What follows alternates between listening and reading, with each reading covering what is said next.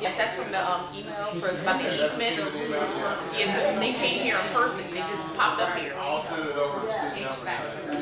Yeah, I think the only thing additional in there from the other email was a survey, but they said they don't have a title, but I sent them the email and requested information. We should have documentation for all these. And what about the audit report? Other than that, don't come in here with your hair done now. You're going to beat up on me now. What's going on? I'm trying to stay out of trouble. I got you.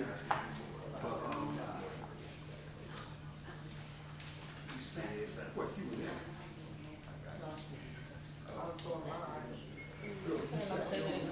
Oh, no, I visited. You weren't there when I was. The first tab. Second tab. This meeting will come to order. It is Yeah, just how it makes sense for me, so I can go back to NJIT and say, okay, these are the. This meeting will come to order. It is in the note, it to be noted in the books of minutes that the required 48-hour notice was mailed to the office of the Time, the Trentonian, and the clerk of the city of Trenton, as well as posted in the main entrance of the authority, 875 New Willow Street, in accordance with the New Jersey Open Public Meeting Law. Roll call. Commissioner Gentry. Here. Commissioner Lopez. Here. Commissioner Staten. Here. Commissioner Walker. Here. Chairwoman Weldon Gordon. Here. At this time, can we have a moment of silence, please?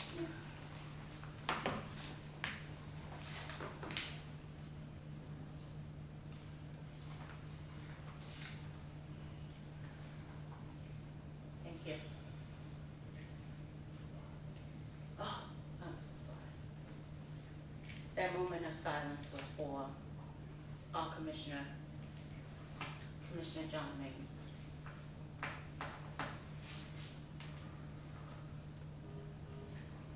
At this time, can I have a motion to adopt the agenda? So moved. Second. Any questions? Roll call. Commissioner Gentry. Here. Commissioner Lopez. Here. Yes. Commissioner Staten. Yes. Commissioner Walker. Yes.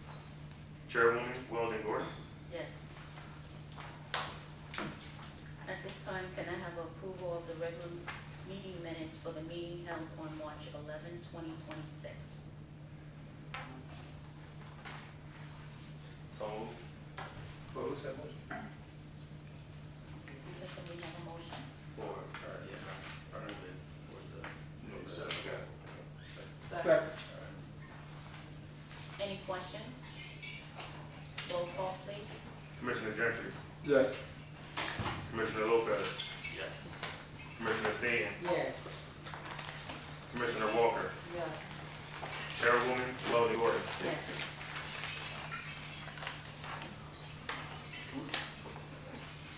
At this time, we have a report from the secretary. Report from the secretary. I have a memorandum that was constructed for the board in reference to the surge of violent activity.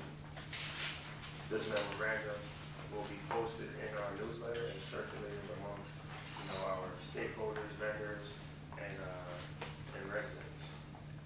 And it goes addressing our resident concerns. The recent wave of violence has impacted our housing authority communities in the most profound ways. The violence has shaken our residents, disrupted families, disturbed our social service partners from visiting our site, and continue to impose fear in places that are intended to feel safe. As Executive Director of the Trenton Housing Authority, I want to acknowledge the seriousness of this safety concern. To our residents, staff, and commissioners, as an executive team, we hear you and we recognize that there must be more done. I apologize on behalf of our community as a whole that a long-standing solution hasn't been presented to resolve the fear, frustration, and uncertainty many of you are experiencing. In regard to the Donnelly Homes property, a plan has been presented and accepted by HUD. We as a community must hold strong because change is coming and as we implement the Choice Neighborhood Initiative. For transparency, the THA staff have already begun taking action. We are increasing coordination with local law enforcement and community partners, enhancing on-site security measures and expanding our investment in the enforcement of Trenton housing policies and resident support programs. We are also working to make sure the community is aware of the communication channels available for reporting concerns and receiving timely updates. These steps are part of a broader commitment to both immediate safety and long-term community stability. However, lasting change cannot happen through enforcement efforts alone. This is an opportunity for all stakeholders to take a stand and use the energy generated by the frustration of these unforeseen circumstances and work together as a community. The Trenton Housing Authority, as leaders along with emergency response professionals, will be working to craft emergency response and crisis management plans tailored to each one of our communities. Now is the time that we engage with the resources and programs available. Together we can build a culture where violence is not accepted and where every resident plays a role in impacting our community. All right. Thank you. Again, this will be posted as a correspondence in our newsletter, and we will also send this out to our residents on the properties that are affected by these acts of violence.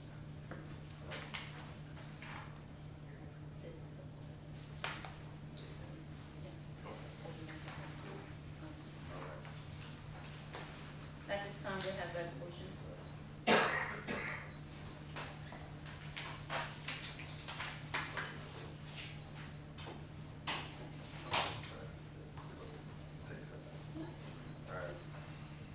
So we're going to take a step back and we're going to go to Information session. information and education session. So recently HUD published a new proposed desperate impact rule.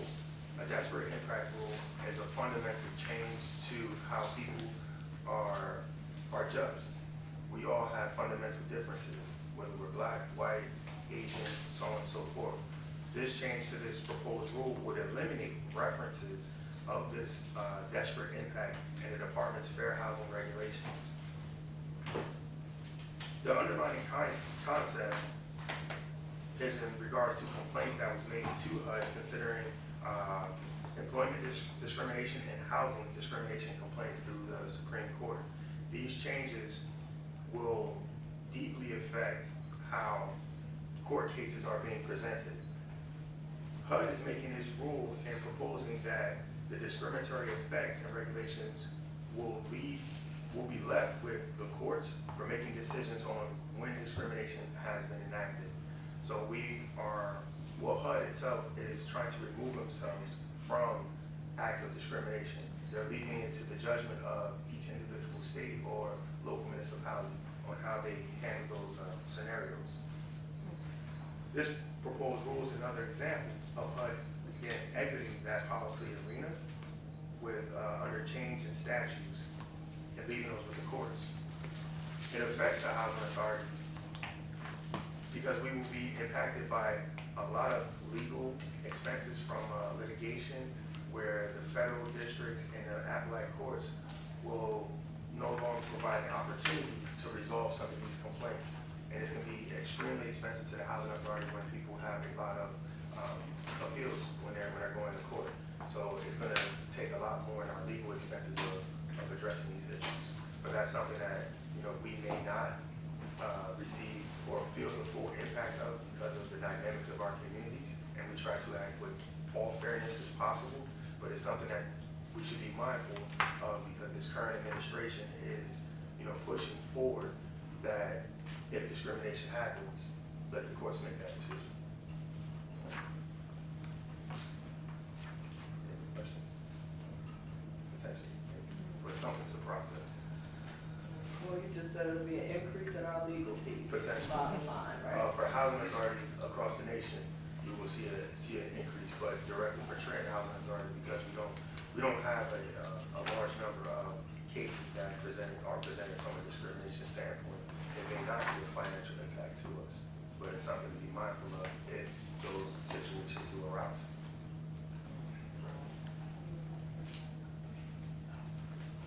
Any other questions? Resolution? Resolution 2613 will be presented by Mr. Tibbs. Good afternoon, Commissioners. Good afternoon. All right, we'll start with Resolution 2613. This resolution authorizes the approval for disbursements for March. The disbursements in the amount of $1,607,929.72, split between the capital fund and the general fund. It is recommended that the Board of Commissioners adopt the resolution approving the disbursements for the month of March. Can I have a motion to adopt resolution 26-13? So moved. Second. Any questions? I have a question. Commissioner Walker? The PSE&G amount, is that for several months or 1 month? That is an aggregate of maybe 2 bills together, but it is, I will say that the utility bills are extremely high. We're seeing major increases in utilities, upwards of, I would say, 15 to 20% at least to start the year. We knew this going into last year. At the tail end of last year, the rates started to increase. Unfortunately, our subsidy was not adjusted to the full increase until next year. So we'll receive a benefit for these increased subsidies, or a subsidy for utilities next year. But unfortunately, this year, where these costs are, increasing. So yeah, the utility bills are significantly higher.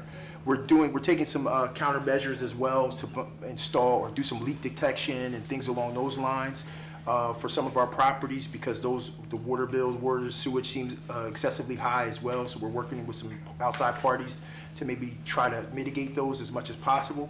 But utilities is something that we are watching, and it is something that is continuously growing. So those expenses are increasing rapidly. Then we're actually having the PSC&G come out to do active reading instead of doing The estimates. estimated assumptions. We've just begun that? Or? Well, we just became aware of. Yeah, after from these so bills. Q1, looking at the Q1 bills, yeah, so some of these things here, we're started that process now as we head into Q2, trying to get ahead of it to see if we can't somehow subsidize some of the costs. But yeah. Okay, thank you. Mr. Tibbs, do we still have, what's the word I'm looking for? Wasn't we on a program with PSCMG? Not that I'm aware of. Program, we say. Changed all the lighting. Oh, well, that's, I don't know. We do have the energy savings, so that is a part of, that is built into our contract and things like that. But yeah, that's And so you won't see as Mr. Tibbs was saying, you won't see that energy savings kick in until next year. Yeah. So when we go and do our submission, they'll give us more money for that. for that on the And back so end. it's up to the agency to manage how much of that either consumption or the cost, going forward. So we can actually see those particular savings next year. Thank you so much. Commissioner Walker. I digress, but, for the bounce checks, how much do we pay for each bounce check? So it's still $35 See fee, that add up? but there is an additional cost in there because of what we're seeing is because we have put a heightened focus on collections, that those items those insufficient fund fees are increasing rapidly. Individuals are trying to make payments or making payments online, but unfortunately those payments are coming back fraudulent. And so with that being said, that because of the contract that we have with our partner, they pay when they make the payment to them, they pay us the money, and then we have to then not only refund the bounce check, we pay the fee for the bounce check, but we also have to pay the money that was received for to cover those payments that were outstanding there too. So that number is going up. So, but the fee is still the same, $35. But what you're seeing is that there are a larger number of individuals who have been paying, but unfortunately those funds have not been accounted for when we go to draw those funds down from their accounts. So, just trying to maintain that and understand exactly what's happened there. And we try to do a job of notifying those individuals as soon as we do get that insufficient fund fee, and then going back to them. I don't know if you guys remember a while back, we had an individual who was saying that we went into their account and took the money out and things like that, but that's not the case. It was a bounce check that took place, and then those funds then were tried to be removed from the account, and then they couldn't put those funds back in, but we had to charge that individual. The rent was still due at the time. So working through that process with our residents, but just trying to notify them as quickly as possible once we do have a case where we're seeing that the insufficient funds come through. Mr. Tibbs, I have one more question for you. So with that being said, is this the reason why a lot of people are receiving notices that they have a late fee? It's one of them. It's one of the circumstances that can cause that back and forth and that out of balance there, where hey, I made a payment, the payment went through, yeah, it processed, but then it came back as an insufficient fund. You're going to get a late fee now on top of that, fee for the insufficient funds, as well as now the rent is still due, so you still have that balance, that's outstanding balance for the month as well. So it's all part of that process, but that is one scenario that takes place that has contributed to the additional late fees and things along those lines. Because now that payment went on to the next month when they got their next statement. Okay. Absolutely. Commissioner Yes. Jenkins? The vendor cannot hold it until the check or whatever clears and then forward you the money? Well, the way the system's set up with them is that process that they would then release those funds. But we have talked about it, and in the past they've had access to our accounts so that they can go in and draw those funds down directly out of our accounts if there is an insufficient fund. But because of some of the banking regulations that have changed, we restricted their access. So now there's an additional fee. So we have to actually cut them a check back for those funds, as opposed to them having access to our My question accounts. to you is, can the vendor hold the payment until it clears and then forward money to you? Because at that point it's cleared, and if it's no good, it's no good on them, not you. Well, they're not accepting that responsibility. They're working, the responsibility is on the housing authority, so they're doing the service for us for processing. So they're not in turn accepting that liability, so to speak. The liability is the housing authority's responsibility. It's a venue, it's an avenue for us to receive the funds, so it's our liability. But which is why they're saying, hey, we're going to do the service for you. We'll make the money available. We draw it down, but if it comes back, then you're liable to make good on those payments and clear everything out. And you pass the additional expenses on to the tenant. Absolutely. That is the question. That is a little bit. That's what you call cool. Any other questions? Roll call, please. Commissioner Gentry, Yes. Commissioner Lopez. Yes. Commissioner Staton, Yes. Commissioner Walker, Yes. Chairwoman Weldon Gore. Yes. Resolution 2614. Resolution 2614, HUD requires public housing authorities to audit annually. The Housing Authority requested a proposal and went out on March 8th, 2026 for audit services for the fiscal year of December 31, 2025. 5 firms requested packages. 1 firm submitted a proposal by the closing date of March 31, 2026. Aprio's bid was deemed to be responsive and responsible. It is recommended that the Board of Commissioners authorize the Executive Director to enter into an agreement with Aprio to provide auditing services in the amount not to exceed $49,459, which is a very specific fee. But that was what they were charged, so that's what we were negotiated. But Is that the same number as last year? yeah, they said it was not going to be any increase based off of things there. So that was the number that we ended up paying last year. But Can I have a motion to adopt resolution 26-14? So moved. Second. Any questions? Madam Chair, Commissioner Staley? How many years has this, firm did the audit? They've been here since I've been here, so that'd be 3 years. I'm not sure, I would say prior to that, I'm not sure. They've been here for quite a long time, because it used to be previous company was bought out, so the owners of the company have been here since I've been here. So several years. Yeah, long time. Thank you.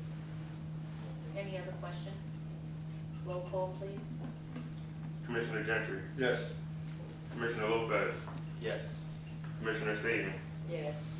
Commissioner Walker, Yes. Chairwoman Weldon Gordon. Yes. Next resolution is 2615, DCA audit. So this resolution 2615 is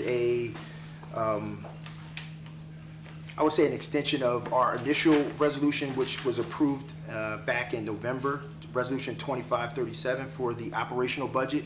This resolution here is the DCA, allows us to submit the budget to DCA. So this is the introduction for that same budget that was approved back in, again, back in November. But there really wasn't, there's no changes, everything is the same. It's just a formality that we have to go through to submit to the state our operating budget and have it be signed off in their format and on their website. So we're just following through with that process. And this submission will also kind of tie itself into the bond deal that that has been extended for this year. So we need to make sure that we file this with them in order for us to meet the expectations for the application. Can I have a motion to adopt resolution 26-15? So moved. Second. Questions? I have a question for you. Two questions. One, why is this late? And two, when is the deadline for us to pay off the bond? No, that bond is not, it's not a bond that is on the housing authority. We were approached, the housing authority was approached by a third party to enter into an agreement to be a bond facilitator for a development deal. So in order to be compliant with the state laws and regulations, we need to make sure that all of our budgets and audits are submitted and filed with the DCA. So that was in making sure that the reason why this took a little bit longer this year to get this updated is because of the reporting that the schedules and things along those lines kind of changed for DCA. So we want to make sure that we adhere to the new schedules that they had and that the requirements there. So we make sure we fill those out the right way so we can submit those and they'll be submitted to the site. But outside of that, there was no changes. Any other questions? Hearing none, roll call. Commissioner Gentry, Yes. Commissioner Lopez, Yes. Commissioner Stady, Yes. Commissioner Walker, Yes. Chairwoman Weldon Gordon. Yes. Resolution 2616, Mr. Kemar. Good afternoon, Commissioners. Good afternoon. Resolution 2616 is for elevator service and maintenance at our 3 senior high-rise buildings. I had actually put out a invitation for bid March 26th, although 5 bid packages were requested. No bids were received by the April 7th due date. In talking with Champion Elevator, who had just upgraded the elevators at both Josephson and French Towers, they have the state contract, which we can utilize. I got the state contract pricing from them for a 1 year, for an additional second and third year if we so choose. State contracting pricing for all 3 buildings. The first year will be $27,000. The second year will be $27,810, and the third year will be $28,644.30, totaling $83,454.30. This will be for elevator maintenance, repair, testing, and inspection services, which covers everything we need. So as you approve Resolution 2616 for Champion Elevator to perform elevator maintenance. Thank you. Can I have a motion to adopt resolution 26-16? So moved. Second. Questions? I have several. Mhm. So, correct me if I'm wrong, did we not just get new elevators at the senior building? Yes, we got, several years ago, we got Abbott, we just upgraded, French, Towers and Josephson Apartments. And we've just gone through the 1 year of, required, maintenance on it as well. Now we have to get our own maintenance contract on them. So we've gone through the full maintenance agreement for the installation of new elevators. All right, so Champion will be servicing the elevators when they're down and all that? Yes, it will do that, plus we're also going to take over Abbott Apartments as well. We were on a month-to-month with Jersey Elevator previously. So for the vendor who put the elevators in, we only had a 1-year contract with them? The, One- one year, there was 1 year warranty with them, yes, and happened to be Champion Elevator.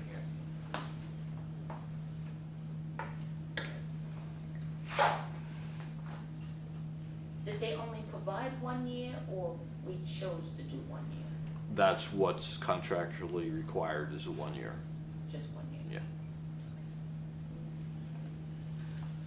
Thank you. Any other questions? Commissioner Walker? Do we have any experience with this Champion elevator? They upgraded our 2 elevators at upgraded at French and Josephson. They're the ones who did it, and they've done the maintenance for the past year as well Oh, on okay. it, so yes. So they've been, I have a question for you. Commissioner Gentry? Do they do monthly testing, maintenance, monthly or quarterly stuff, or they just wait till something happens? Oh, no, they're required, in fact, DCA is here as well, so when they do elevator inspection service, DCA is here witnessing it and writes a report. So it's on a specific table, testing table. Yeah, it's the testing that's required, and DCA looks for the certificate, and Champion supplies it. So, and then we're on monthly maintenance, just in case anything. Now, the odd thing will be is if there's, say, tenant damage, that's above and beyond, and that we have to take care of. So, but otherwise, they do maintenance and repair on a regular schedule. All right?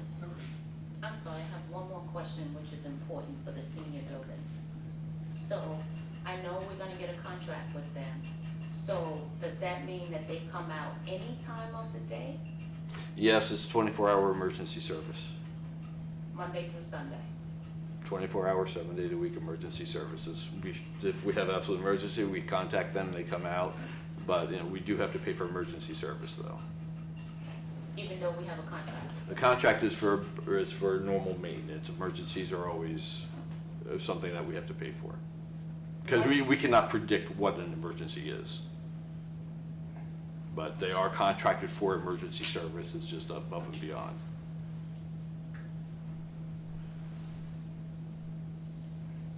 You're looking at me like you're not satisfied with that. I am not, because. That's always been our contracts, whether it was Jersey Elevator or even them. It's because we cannot predict what tenant damage. If something happens, contract is for normal maintenance and repair.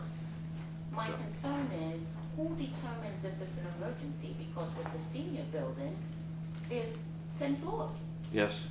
So that means we can have an elevator out for a day or two. Well, the issue would be that if the elevator goes down after hours, whatever time, then the elevator maintenance company will be contacted. What do you mean by after hours? What's after hours? Because Well, after you told me after a normal working day. So it'd be nighttime, middle of the night. If it goes out for some reason, then we would be able to contact them. It's nothing that's the way we've proceeded for actually all this time. But we always have to have somebody for emergency service. For our clarity, we have 24-hour services that they will provide. Right. When we go after hours, it goes into emergency services similar to our overnight calls. So the price kicks up for them coming in after business hours. So we're paying a premium to make sure that we get the particular services from an emergency standpoint. When they identify what the issue is, if it's not covered under our regular services and Trenton services is deemed emergency cost. So that additional expense is not covered because it can be, one of the doors came off the hinges. When a door comes off the hinges, that's not regular wear and tear to a machine. They're charging us under emergency services because they had to come out because of the emergency, if that makes any more sense. It does not. For the legal, and I'm sorry to go on with this, but remember, you said 24 hours, right? But then you said after hours. So there should be no after hours. 24, It's a 24. no, the 24-hour, a regular workday, 24 hours, they have to provide emergency service outside of normal working hours. Our working hours or their working hours? They're about equivalent after 5 o'clock, I think. You have to take a look. Yeah. It's, think of a 9 to 5 type job. So it'd be after normal working hours, when you would earn overtime on something. Thank you so much. Any other questions? Hearing none, roll call, please. Commissioner Gentry? Yes. Commissioner Lopez? Yes. Commissioner Stadium? Yes. Commissioner Walker? Yes. Chairwoman Weldon Gordon? Yes.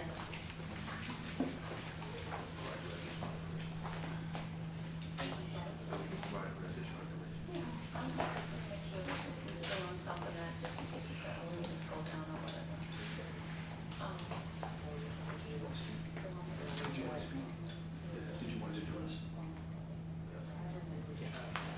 At this time, we have new business.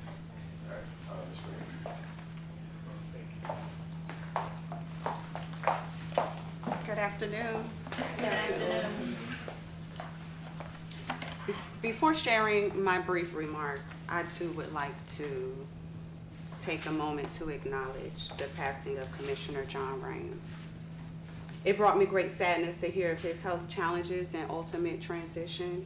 Commissioner Raines served this board and our community with a deep sense of purpose, never afraid to ask the hard questions or to approach challenges head-on with courage and conviction.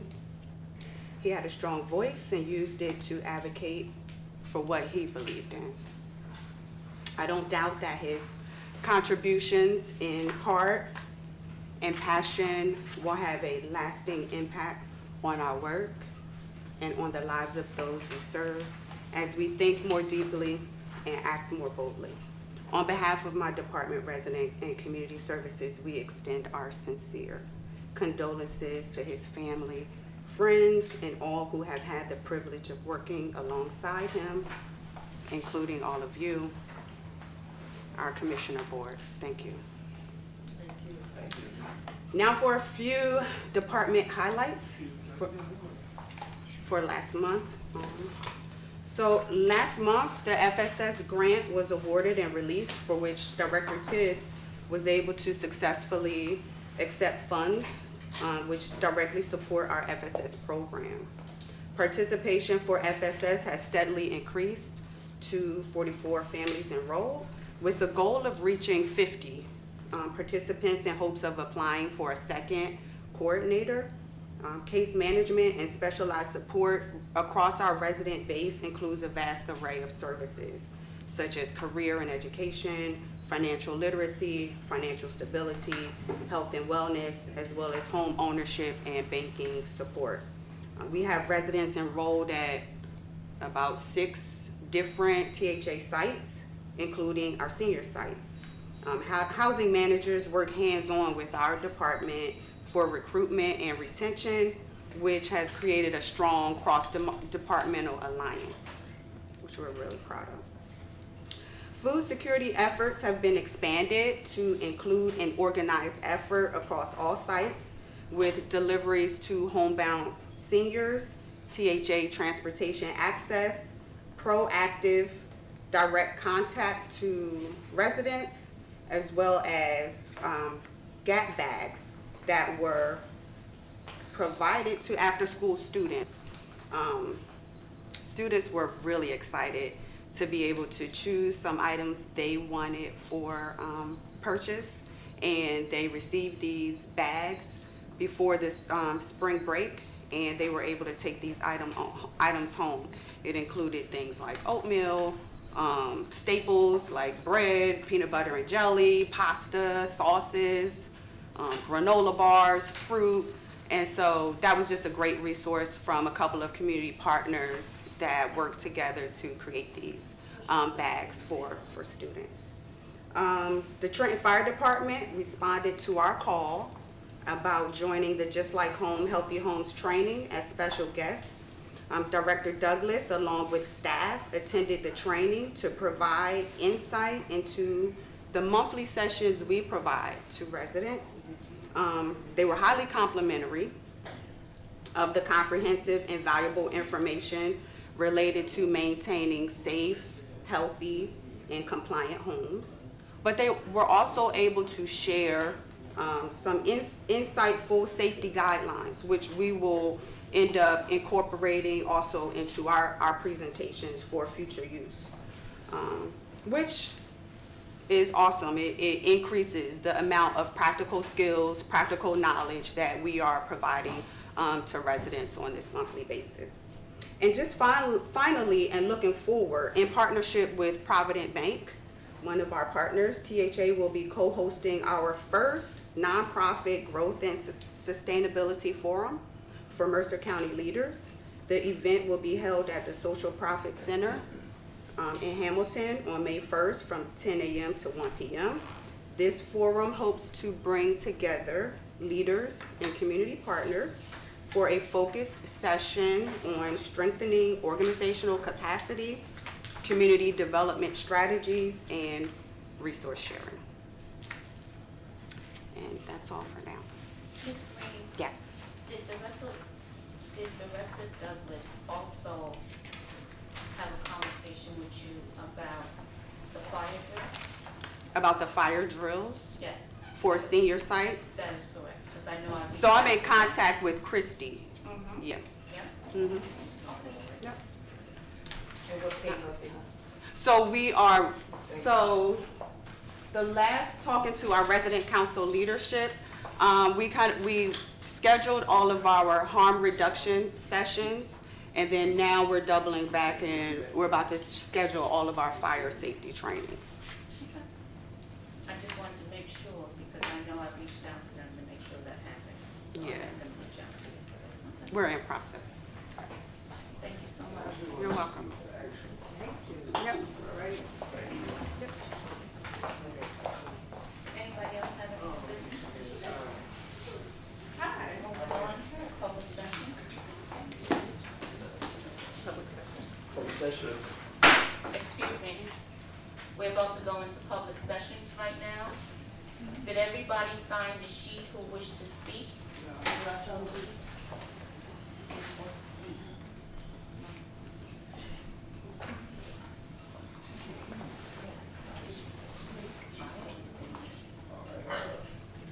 Christina Betch? Wait a minute.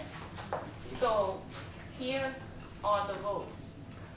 When you get up to speak, you're gonna say your name, where you live, your apartment number, and then Miss Francine will put the timer on. You have 3 minutes to say what you have to say. So please pay attention to what everybody has to say, so nobody is repeating the same issue. So you will have more time to discuss what you have to say today. Okay? Madam Chair, clarification, Yes? when was this time limit established? At the last meeting, I'm sorry? we talked about getting a timer before, but we just didn't get When it. was the time limit established? You say a long time ago? Yeah, Years ago. yeah. I'm 3 new- minutes. I'm new, so I can't speak to it. 3 minutes. It hasn't been upheld, but it's been there for years. Who's first on the list? Is Christina Batch? Christina Blanche. Blanche. You stepped out?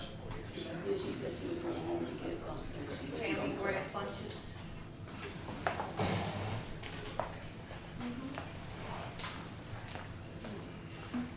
Good morning. Good afternoon. Oh, yeah, good afternoon. My name is Tammy Grant Funches. I'm second shift supervisor at Trenton Housing Authority.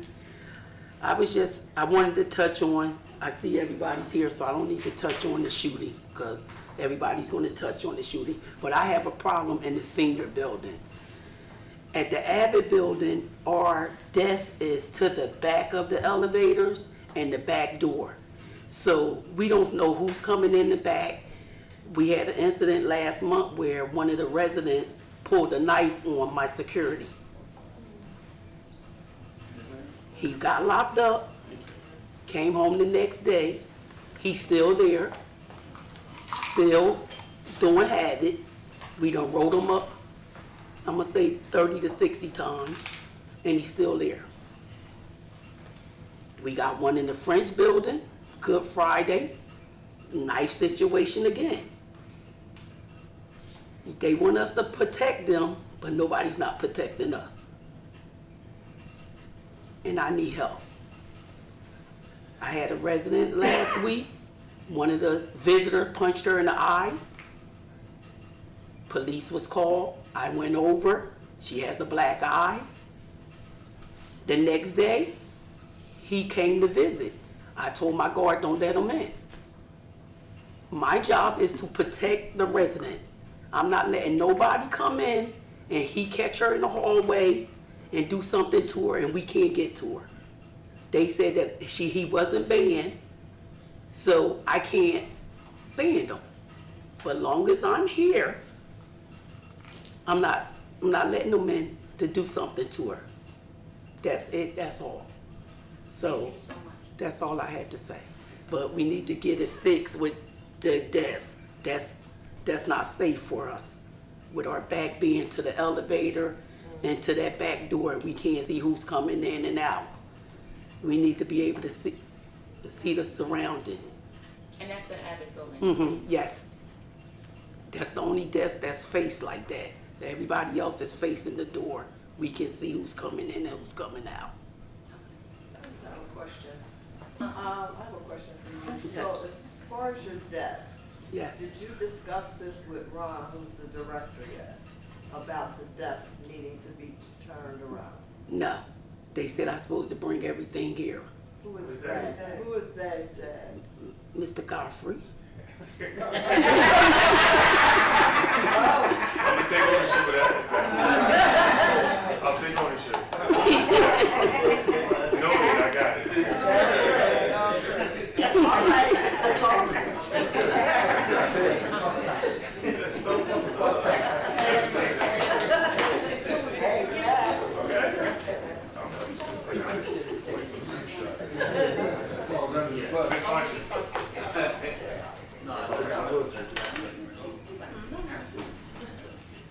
Only because we need to be careful about how we ask each of them. We're still waiting stuff.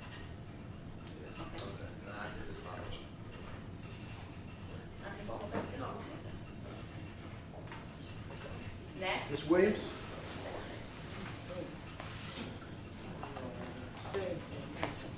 Good afternoon. My name's Good afternoon. Good afternoon. My name's Yvonne Will. I live 816 Southern Street, apartment 3C. I'm gonna know what are they gonna do? Cause I live in a dying home, and I wanna go places and stuff. I'm afraid, but like been a lot of shooting and stuff, and I be afraid to leave out the house. Last week I had my grandkids, and I couldn't let them go outside because a lot of stuff going on. So what is they gonna do about that? I've been living dining home for 23 years, and I go places, my sister, she'll bring me home, and she'll tell me, sis, I got to run in my apartment to get in and stuff. It's fair and stuff, scare me and stuff like that. So what is they gonna do about that, What are they gonna do?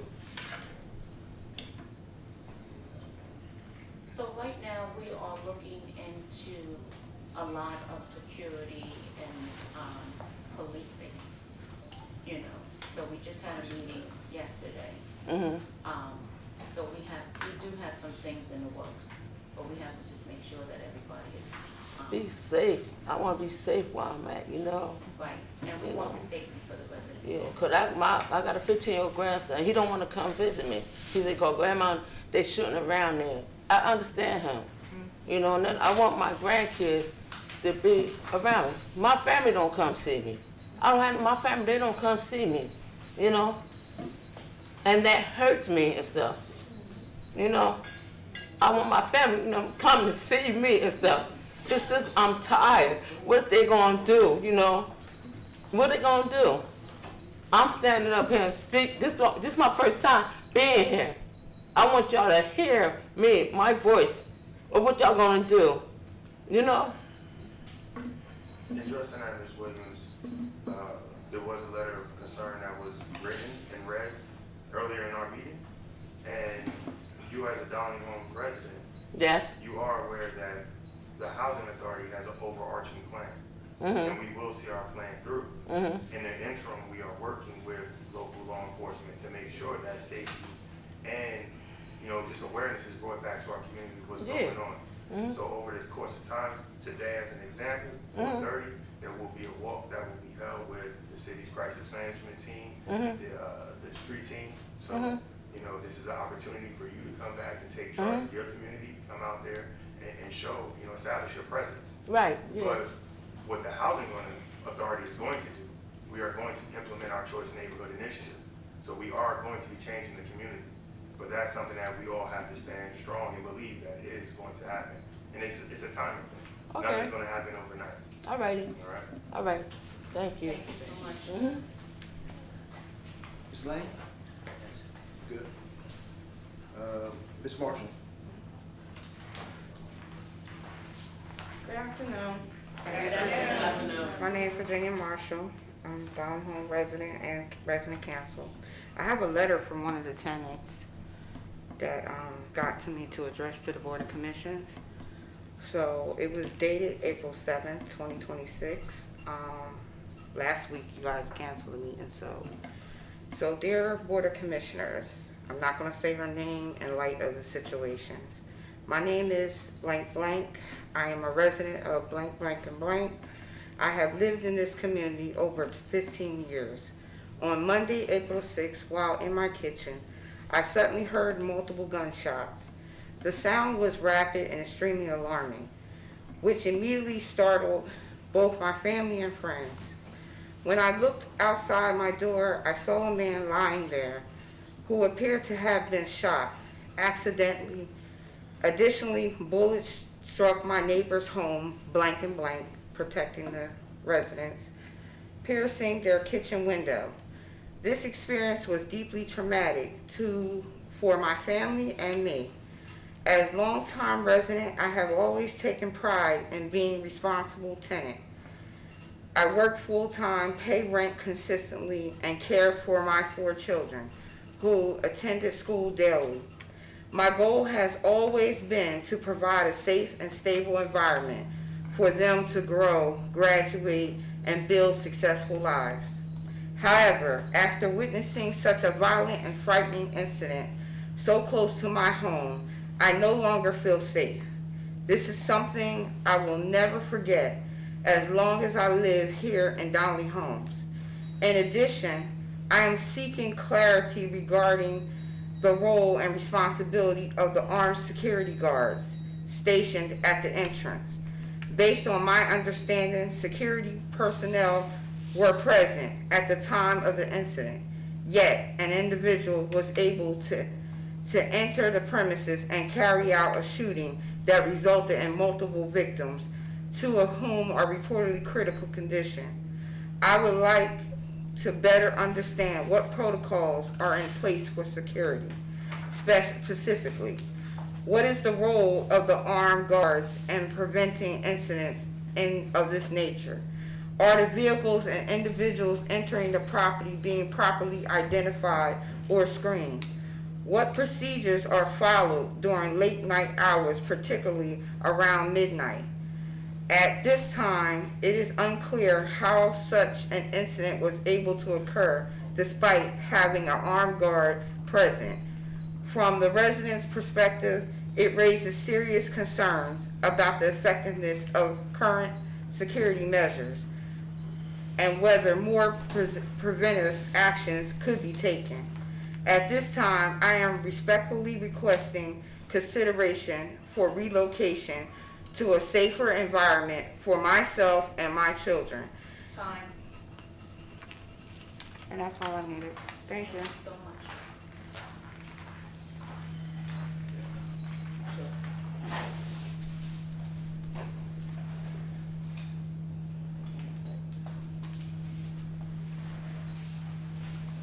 Good afternoon. Good afternoon. My name is Jacob Grover. I 490 Hoffman Avenue, apartment 505. And I'm here today to I have problems in the apartment. Like the walls need stuff, cause the drywall is cracking and breaking up, and I need something to go over it, cause I want to paint the whole apartment. I put in the order on the paint at the building. Put that in the other day. I'm gonna need this stuff do the base of the wall. Are you stating the caulking and No, not the corking, like plaster. Okay. Plaster be best to go over where you could see inside the wall. I do that whole section, the whole wall before I paint. But I want to get that done, and I need a shade in the living room and a shade in the kitchen.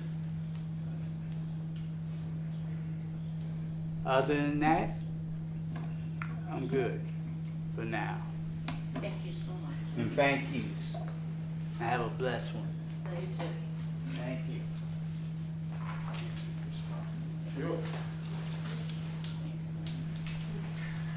How you doing? My name is Ricky Fox. I reside at 490 Hoffman Avenue, apartment 609. When I last spoke to this committee, I spoke to you about my apartment. I want to say that they did come in and did the work, and as soon as they left, the very next day it rained. My ceiling is wet again, and so is my walls. And my baseboards are falling off. And I want to say it feels good in here because my apartment is hot right now, burning up. And that system still don't work. The heating system, the air system, it don't work in my apartment at all. And I have no shades in my windows. I gave them the shades last year, they still haven't been fixed. I've called Mr. Leggett several times. He tell me he's going to get with the maintenance. I'd be glad when they come today. The guy I just seen today stopped him in the hallway because he was on my floor. I told him about the bedroom door, how it is. He came in and fixed the lock today. Just left. He ain't picked the baseboard up. He didn't look at the ceiling. But when the inspectors came over, he the one seen it.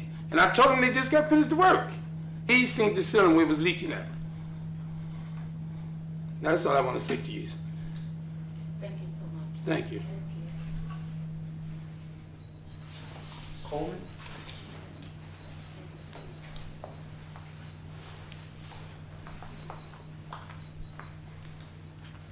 Good afternoon, everybody. Good afternoon. My name is Carla Coleman. I live in the Road building, and I'm going to talk about alcohol.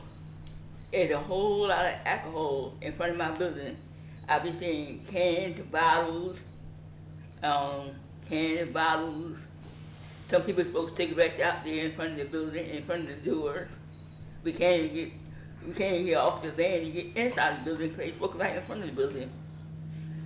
And same thing with the handicap sign.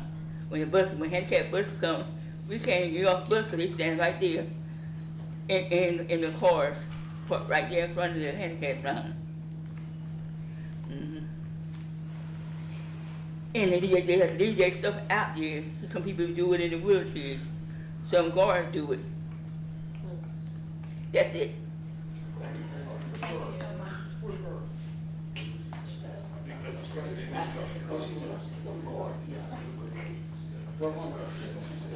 Miller?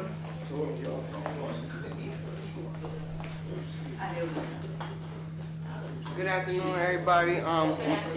My name is Michelle Miller. I'm at 153 Old Rose Street at Lincoln Homes. I first want to thank for the opportunity of preventing homelessness for me. I'm very grateful. But I don't want to live like I'm homeless still, you know. I've been living there since November the 11th of last year. And my refrigerator been molded since. It's molded past the point of use. I'm not using it. I've put in 2 to 3 work orders. I went to talk to the manager several times. I talked to maintenance. We came up with a solution last time. They was gonna give me a smaller refrigerator just until one come. Then they ordered a piece for the refrigerator to fix it, and there's no fixing mold. Like it's now at this point, it's April 15th. It's very disrespectful. They put a late fee on my rent last month. I don't even have an income. Do you know how expensive it is to eat out? Like the only thing I could hold in the house is a peanut butter and jelly sandwich without having to put it in the fridge. Thanksgiving was crap because I couldn't store food or even cook. It's like the bathroom floor was pink and black when I moved in, right? I cleaned the tub with bleach. Bleach got on the floor. Come to find out, that floor was supposed to be pink and white. So I used gout scraper, brushes, over $100 worth of product to make that floor become white again. My back was hurting. I did it for over several days. I was sick afterwards because I know that was mold. Whoever lifted the floor up, they didn't put a new floor down. They just left the floor like that. I understand the guy before me, God bless the dead, you know, and I don't know his situation and it's not my business, you know. But me moving in, it should have been well up to par where it wasn't no mold situations. Like, and it's like I don't know what else to do, you know. I don't know what else to do, and I'm begging for a refrigerator. Like that's just like inhumane to me, you know. And that's really all I gotta say. But I do appreciate, you know, not living in my car, not being on the streets. I went through a loss of my mother, so everything just went down for me. But I don't want nobody to feel bad. I'm good. I'm strong. But the mold is something I can't deal with. Like, you know. But that's it. Thank you. I appreciate y'all. Thank you so much. No problem. Starks? Stats? Ernestine.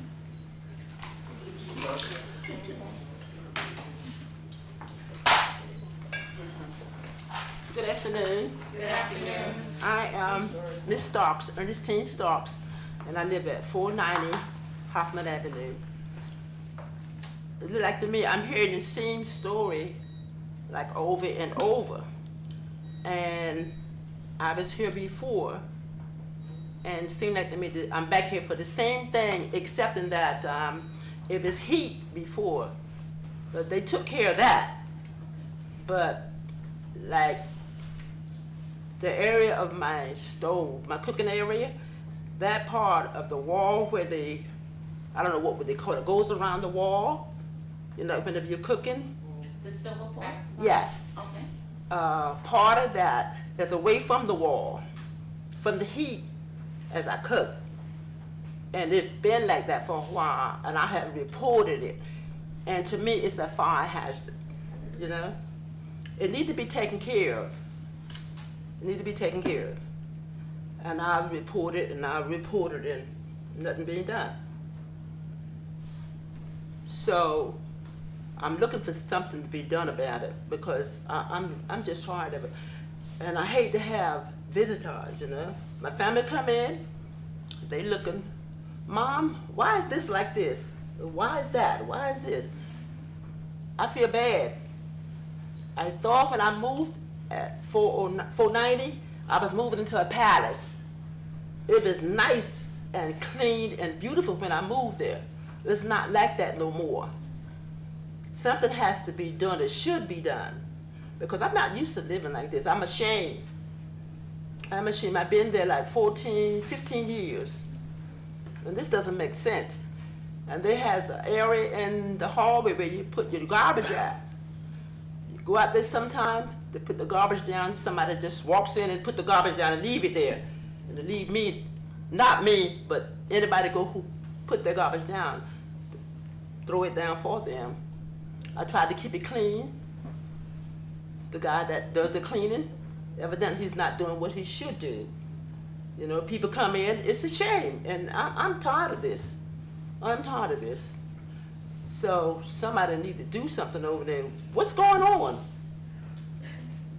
What is going on? You pay your rent and you get a notice in the mail that your rent is not being paid, the rent is paid. I don't know what's going on, I want to know. Does somebody need to do something? Because I'm tired of living like this. I can move, but where am I going to move at now at 87 years old? It doesn't make sense. It doesn't make sense. If people see us living like that, we shouldn't have to live like this. We shouldn't. We shouldn't have to live like this. It's terrible. Like I say, when I moved there, about 14 or 15 years ago, I thought I was moving into a palace. No more. Don't make sense. Don't make sense. Thank you so much. Okay. Thank you. Cassandra?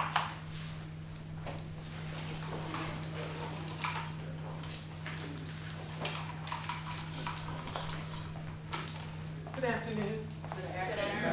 My name is Relette Hammond. I live in the Josephson Building in apartment 705. It's not all bad. The one thing I forgot about, and the gentleman reminded me, is remember when Mr. Pacheco was here?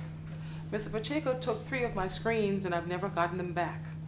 My name was on them, my apartment number was on them, and they've gone bye-bye. And so I've been without screens since before he left. I have asthma. If I keep all my windows and doors closed, problem. Okay, that's one. So I'm done with the complaints. So I'm glad that you're here, Ms. Green, because I want to tell you, we just want to say thank you to her in public for listening to us, assisting us, being there for us. Listen to me whine every now and then.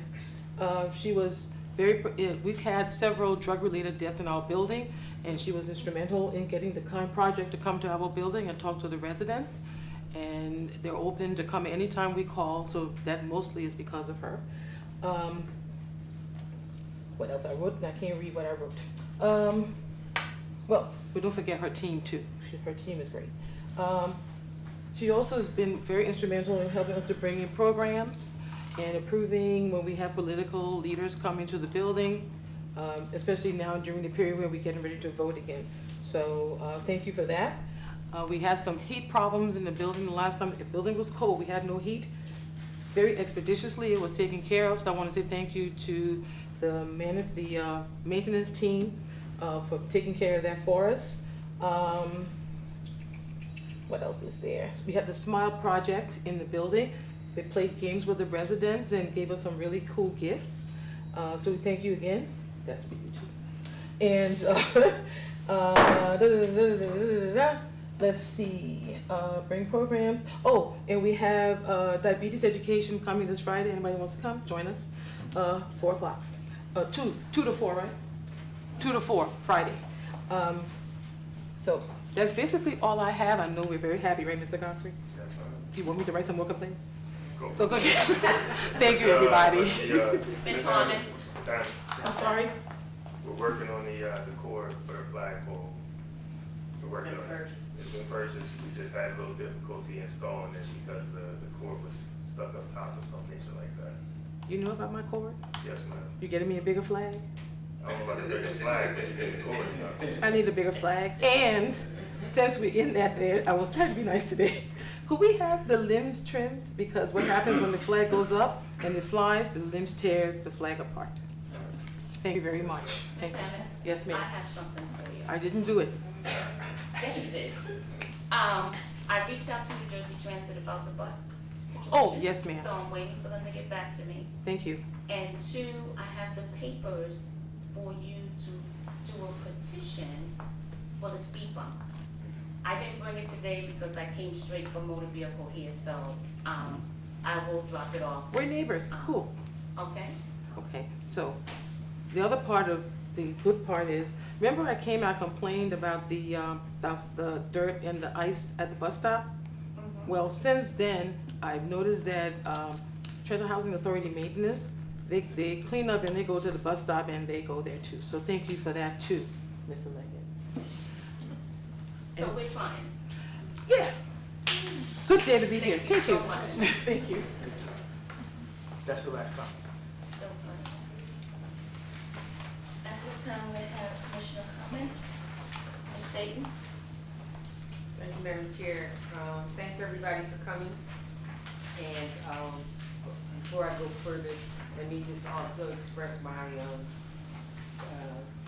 deepest sympathies in the loss of our colleague, John Raines, if you knew him. I've only served with him on this board for 2 years, but I've known John over 30 years. We go back a long way doing political things and community projects. And he was certainly someone who, as the screen said, he would advocate for the things that were important to him.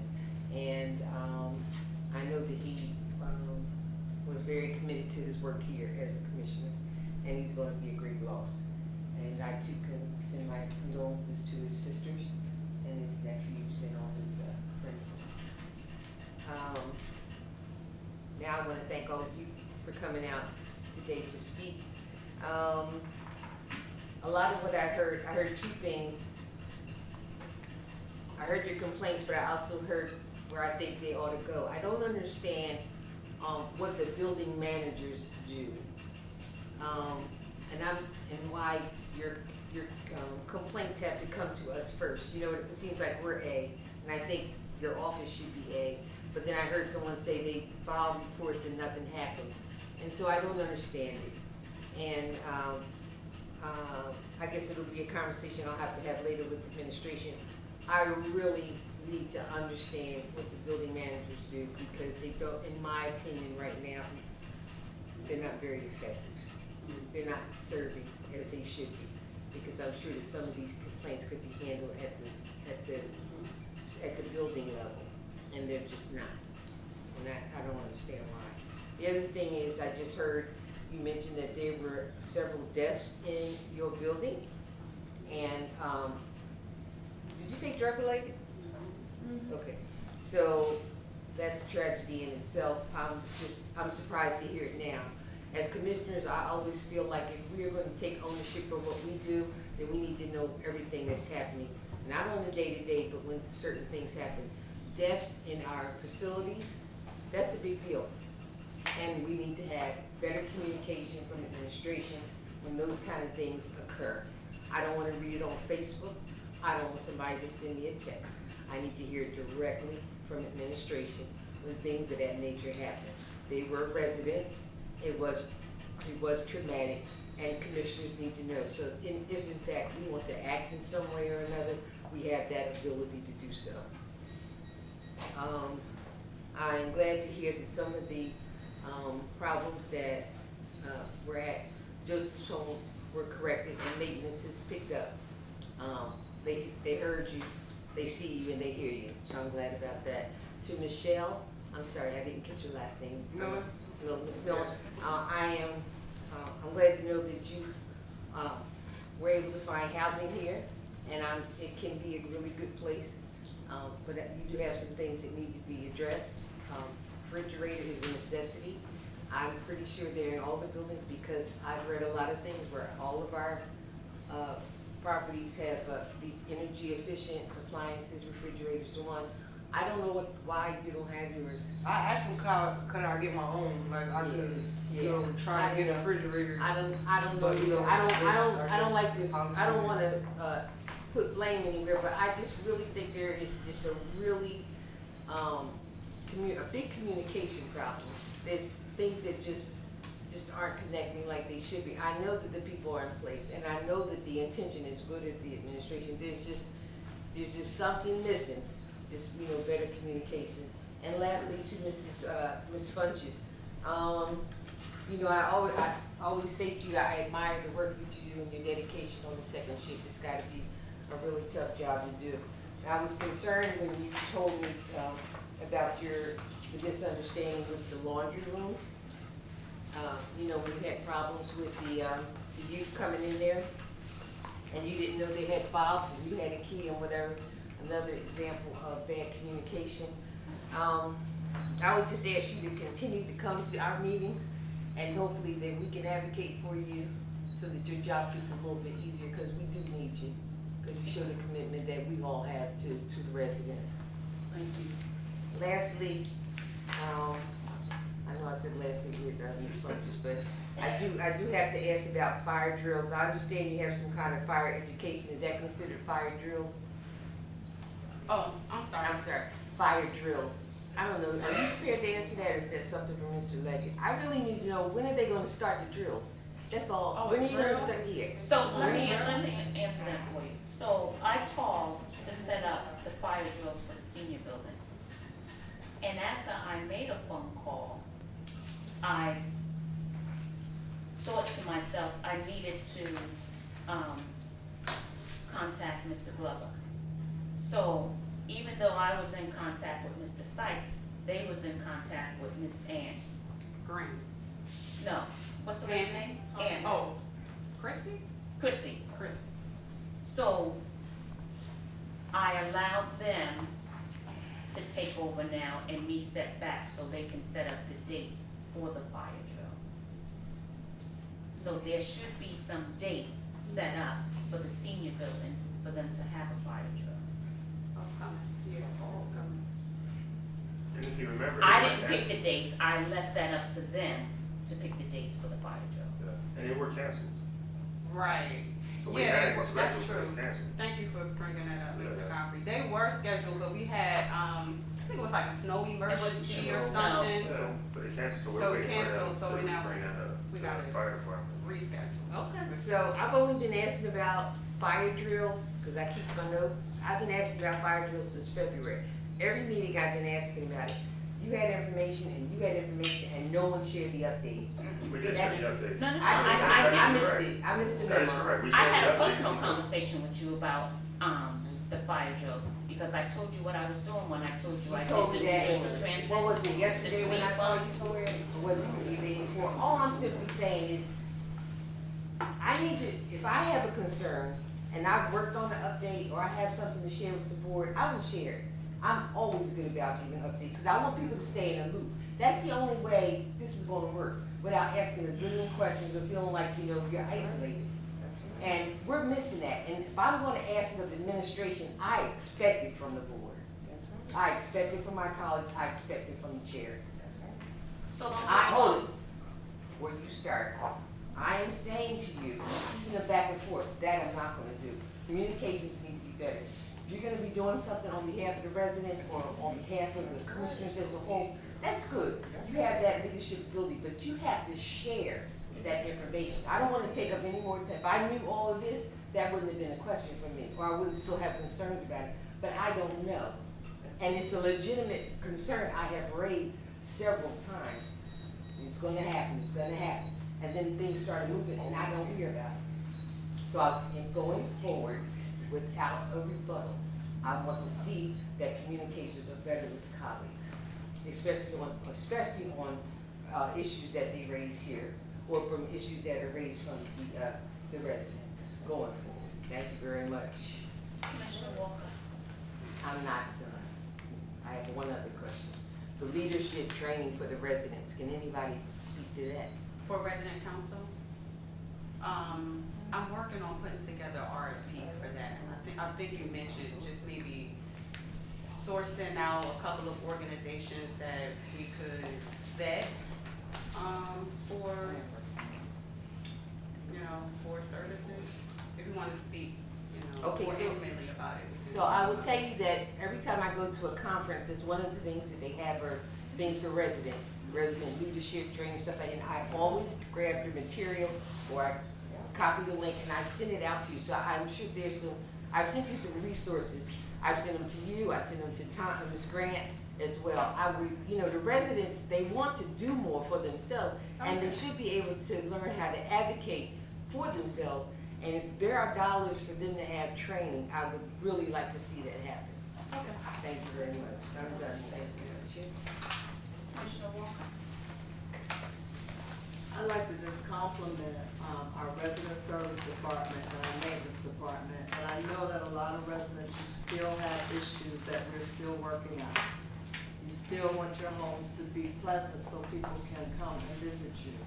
But what I heard today, I was really glad to hear that some of these things that have been coming to this body are being addressed, and there are residents who are appreciative of it, and I really thank you for that. And I also thank you for continuing to come and just let us know what's going on, and you realize, I'm hoping that you realize today that the administration, maintenance, our resident services, operations, that we are really working together to try to make your lives better. Two things that Kaya said, she talked about safety and nutrition for the children. Love that, because those are two of the major things that our children really need. And that's pretty much I have for the audience. And I too would like to acknowledge Commissioner John Raines. When I walked in here this morning and didn't see his name, I just really was saddened that he's gone on to glory. But a story about, he's been on this board for probably over 20 years. I don't know.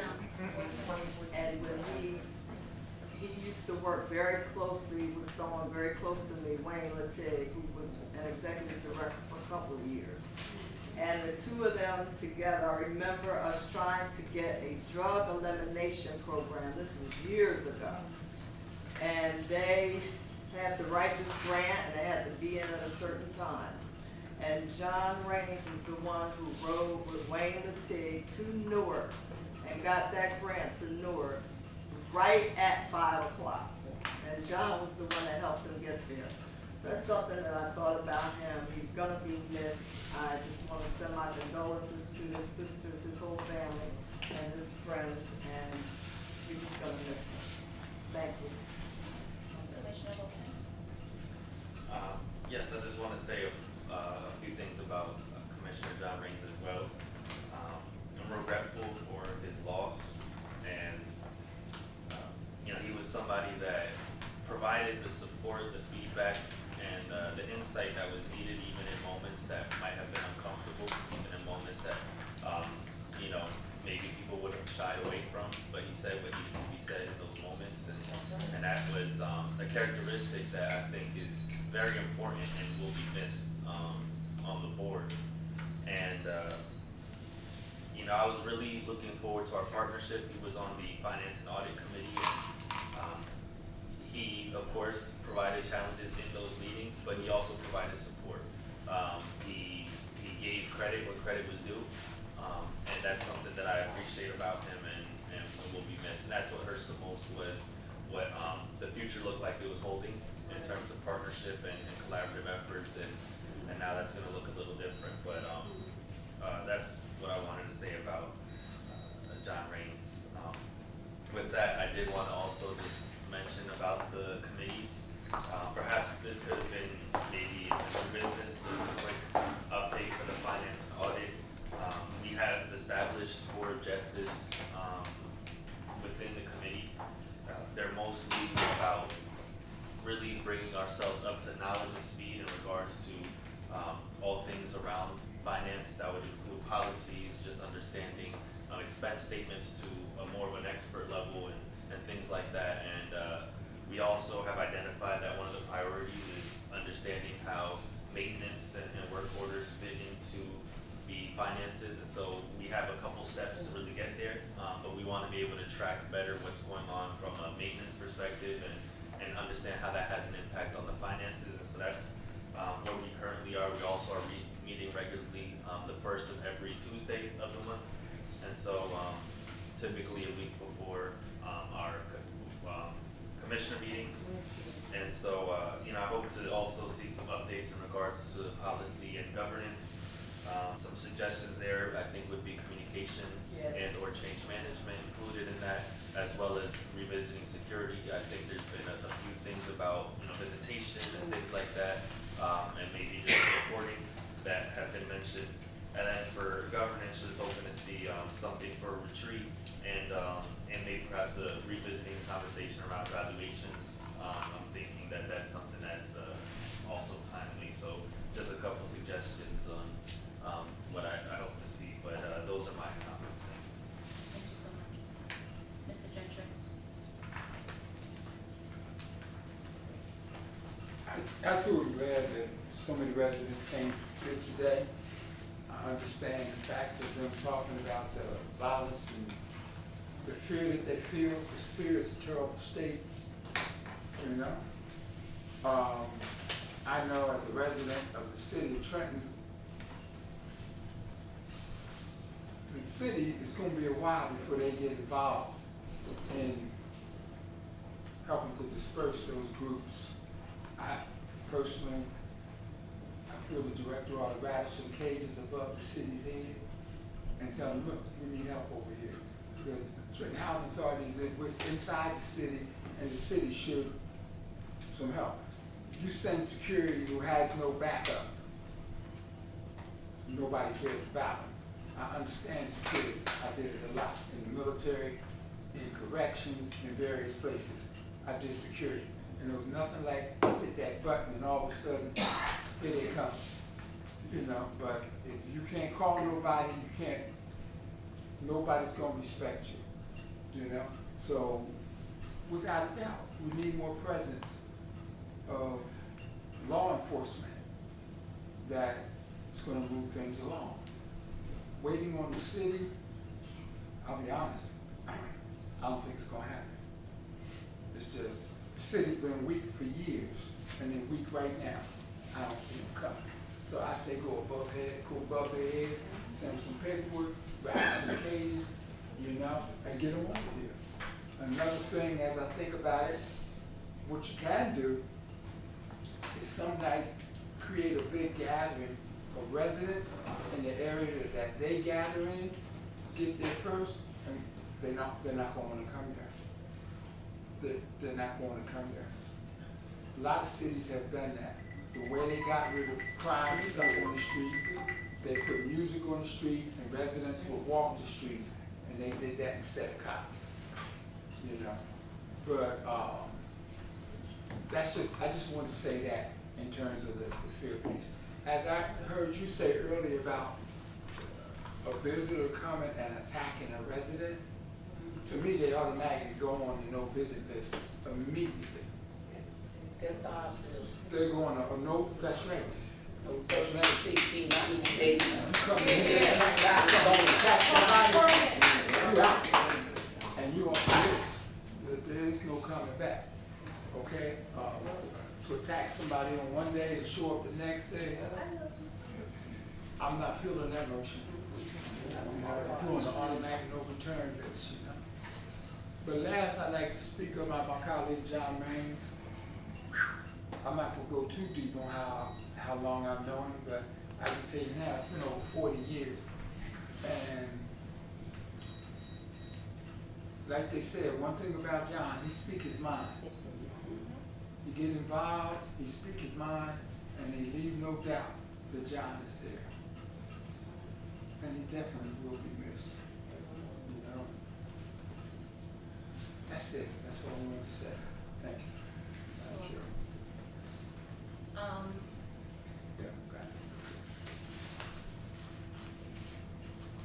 I know we are going through a rough time right now, with all these shootings. don't get me wrong, nothing new to us because we have had shootings last year and the year before that. Lord knows I was trying to put together meetings with the prosecutors, the sheriff's department, the police department, so we can see what we can do to stop some of this violence. The summer came quickly this year, you know, and we gotta hold on a little tighter. We all need to make sure that we're aware of our surroundings, and we also have to make sure it's the company that we keep too. I think it's gonna get worse before it get better. And I really hate to say that, but we all gotta face reality here. This weekend, it's gonna be warm again, you know? What I can tell you is I'm trying. I'm trying to put things together so you can have a better life here at the Housing Authority. And it's not just here at Donnelly, you know, they got issues over in Lincoln and Wilson and all the other parts. But I just need us to hold on for a little longer. Thank you.